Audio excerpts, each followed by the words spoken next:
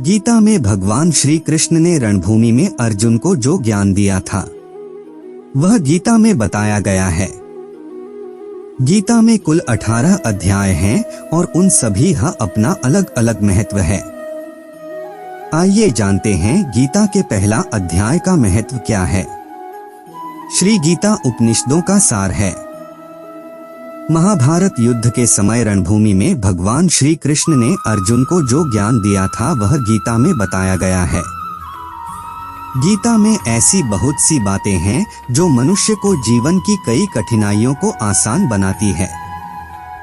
इतना ही नहीं, गीता पढ़ने पर मनुष्य को बहुत सी नई जानकारियां भी मिलती है।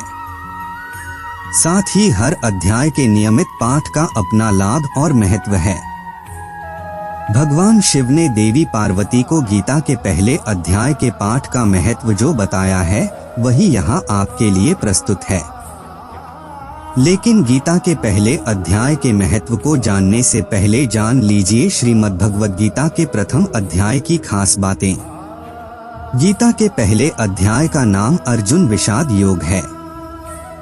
इस अध्याय में कुरुक्षेत्र के मैदान में उपस्थित बंधुओं और संबंधियों को सामने देखकर अर्जुन के मन में उठे विषाद और मनस्थिति का वर्णन किया गया है, जिसे संजय धृतराष्ट्र को बताते हैं। गीता प्रथम अध्याय का महत्व। एक समय पार्वती जी ने पूछा है, महादेव जी, किस ज्ञान के बल पर संसार के सब लोग आपको शिव कहकर पूजते हैं? मृगछाला ओढ़े और अपने सभी अंगों में शमशान की विभूति लगाएं, गले में सर्प और नर मुंडों की माला पहने हुए हो। इनमें तो कोई भी पवित्र नहीं, फिर आप किस ज्ञान से पवित्र माने जाते हैं? तब महादेव ने उत्तर दिया कि हे प्रिय सुनो, मैं गीता ज्ञान को अपने हृदय में धारण करने से पवित्र माना जाता हूँ। इस ज्ञान से मुझे बाहर के कर्म नहीं व्यापते। तब पार्वती जी ने कहा कि हे भगवान, जिस गीता ज्ञान की आप ऐसी स्तुति करते हैं उसके श्रवण करने से कोई कृतार्थ भी हुआ है? महादेव ने उत्तर देते हुए कहा कि इस ज्ञान को सुनकर बहुत से जीव कृतार्थ हुए हैं और आगे भी होंगे। मैं तुम्हें एक पुरातन कथा कहता हूँ, तुम सुनो। एक समय पाताल लोक में शेषनाग की शैया पर श्री नारायण जी नैन मूंदकर आनंद में मग्न थे। उस वक्त भगवान के चरण दबाते हुए लक्ष्मी जी ने पूछा, हे प्रभु, निद्रा और आलस्य तो उन पुरुषों को व्यापता है जो जीव तामसी होते हैं, फिर आप तो तीनों गुणों से अतीत हो। आप तो वासुदेव हो, आप जो नेत्र मूंद रहे हो, इससे मुझके बड़ा आश्चर्य है। नारायण जी ने उत्तर देते हुए कहा, हे लक्ष्मी, मुझको निद्रा आलस्य नहीं व्यापता। एक शब्द रूप जो भगवद गीता है उसमें जो ज्ञान है उसके आकार रूप है। यह गीता शब्द रूप अवतार है। इस गीता में यह अंग है। 5 अध्याय मेरे मुख है, 10 अध्याय मेरी भुजा है, 16वां अध्याय मेरा हृदय और मन और मेरा उदर है, 17वां अध्याय मेरी जंघा है, 18वां अध्याय मेरे चरण हैं। गीता श्लोक ही मेरी नाड़ियां हैं और जो गीता के अक्षर है वो मेरा रोम है। ऐसा मेरा शब्द रूपी जो गीता ज्ञान है उसी के अर्थ मैं हृदय में विचार करता हूँ और बहुत आनंद प्राप्त होते हूँ। लक्ष्मी जी बोली, हे श्री नारायण जी, जब श्री गीता जी का इतना ज्ञान है तो उसको सुनकर कोई जीव कृतार्थ भी हुआ है, सो मुझसे कहो। तब श्री नारायण ने कहा, हे लक्ष्मी, गीता ज्ञान को सुनकर बहुत से जीव कृतार्थ हुए हैं, सो तुम श्रवण करो। एक व्यक्ति था जो चांडालों के कर्म करता था और तेल नमक का व्यापार करता था। उसने एक बकरी पाली। एक दिन वह बकरी चराने के लिए वन में गया और वृक्ष से पत्ते तोड़ने लगा। वहां उसे एक सांप से डंस लिया, जिससे वह तुरंत मर गया। मरने के बाद उसने बहुत से नरक भोगे और फिर उसका जन्म बैल के रूप में हुआ।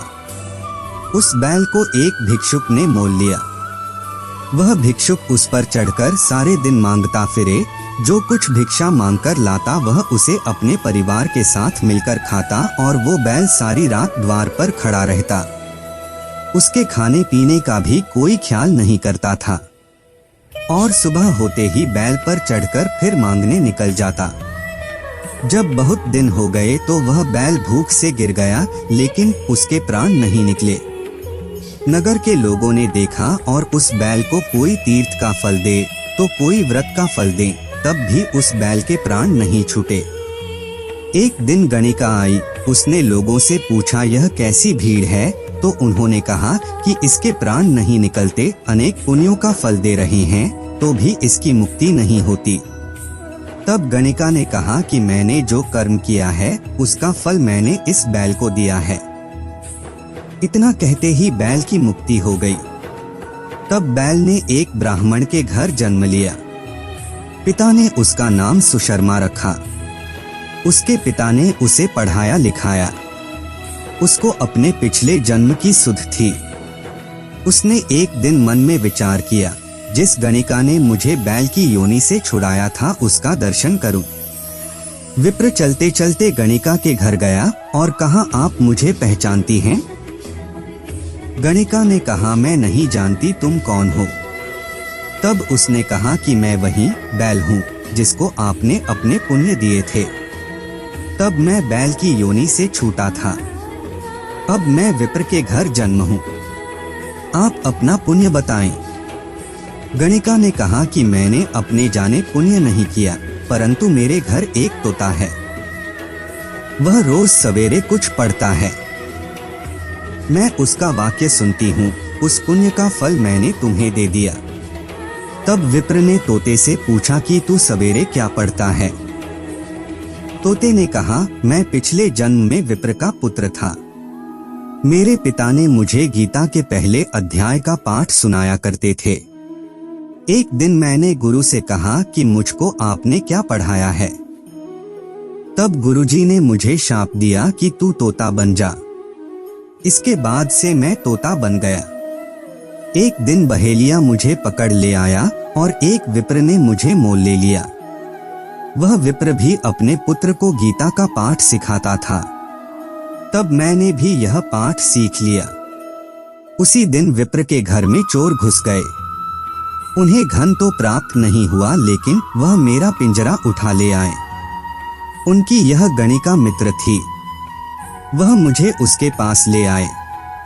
सो मैं नित्य प्रातः गीता जी के पहले अध्याय का पाठ करत हूँ, जिसे यह गणिका सुनती है। पर इस गणिका को समझ में नहीं आती। जो मैं पढ़ता हूँ वही इस गणिका ने तेरे निमित्त दिया था। वह श्री गीता जी के पहले अध्याय का फल था। तब विप्र ने कहा कि हे तोते, तू भी विप्र है, मेरे आशीर्वाद से तेरा कल्याण हो। सोहे लक्ष्मी। विप्र के इतना कहते ही वह तोता भी मुक्ति को प्राप्त हो गया। तब गणिका ने बुरे कर्म छोड़ भले कर्म ग्रहण किए और नित्य स्नान करके श्री गीता जी के प्रथम अध्याय का पाठ करना शुरू कर दिया, जिससे उसकी भी मुक्ति हो गई।